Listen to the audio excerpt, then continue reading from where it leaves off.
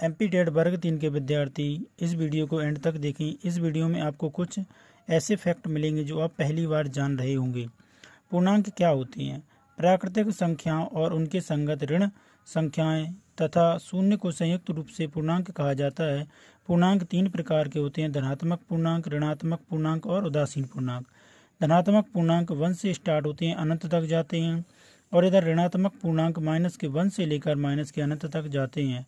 शून्य एकमात्र ऐसा पूर्णांक है जो ना तो धनात्मक है और न ही ऋणात्मक है, इसलिए शून्य को उदासीन पूर्णांक के नाम से जाना जाता है।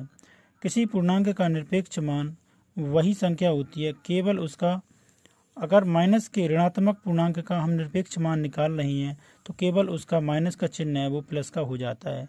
जैसे शून्य का निरपेक्ष मान शून्य ही होता है। जैसे प्लस का 9 है, इसका निरपेक्ष मान है, ये दो डंडा दिख रहे हैं, ये निरपेक्ष मान का चिन्ह होता है। और ये प्लस का अगर 9 है, इसका निरपेक्ष मान निकाला तो 9 ही आएगा। माइनस के 81 है, इसका निरपेक्ष मान निकाला तो 81 आ जाएगा।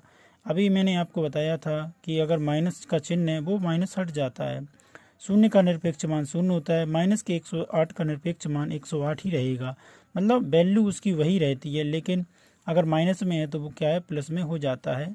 यानी इसको आप एक ऐसी मशीन मान सकते हैं निरपेक्ष मान को कि आपने इसमें माइनस की संख्या डाली तो आपको ये प्लस की संख्या देगा, प्लस की संख्या डाली तो वो प्लस की ही देगा, जीरो डाली तो जीरो देगा। किसी पूर्णांक की क्रमबद्धता ये होती है आपकी संख्या रेखा यानी नंबर लाइन। बीच में होता है इसमें जीरो, और इधर जाता है प्लस के 1 से लेकर प्लस के अनंत तक, माइनस के 1 से लेकर माइनस के अनंत तक। तो आपको इस बात को भी याद रखना है कि जो संख्या रेखा पर जो संख्याएं दाईं ओर स्थित होती हैं वो बड़ी होती हैं, जो बाईं ओर स्थित होती हैं वो छोटी होती हैं। जैसे आपसे पूछा जाए कि -4 बड़ा कि -3 बड़ा, तो आप ये देख सकते हैं -3 राइट साइड में है, इसलिए -3 बड़ा होगा, -4 छोटा होगा। यहाँ आपको पूर्णांकों से संबंधित कुछ इंपॉर्टेंट फैक्ट भी दिए जा रहे हैं। जैसे सबसे छोटा धनात्मक पूर्णांक 1 होता है, सबसे बड़ा धनात्मक पूर्णांक हम बता नहीं सकते।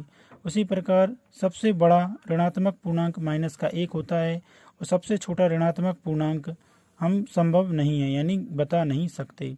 आप ये देख सकते हैं क्योंकि -1, अब मैंने आपको ये क्यों बताया कि सबसे बड़ा ऋणात्मक पूर्णांक -1 होता है, क्योंकि माइनस का 2 उससे भी छोटा है, -3 उससे भी छोटा है, यानी सबसे बड़ा ऋणात्मक पूर्णांक -1 होता है। तो आपसे ये पूछ सकता है कि सबसे बड़ा ऋणात्मक पूर्णांक का नाम क्या होगा, तो उसका सही आंसर होगा -1। और ये बहुत ही इंपॉर्टेंट फैक्ट है जो कि बहुत बच्चों को कंफ्यूज भी करता है। तो इसी प्रकार के और वीडियो पाने के लिए हमारे चैनल को सब्सक्राइब करें।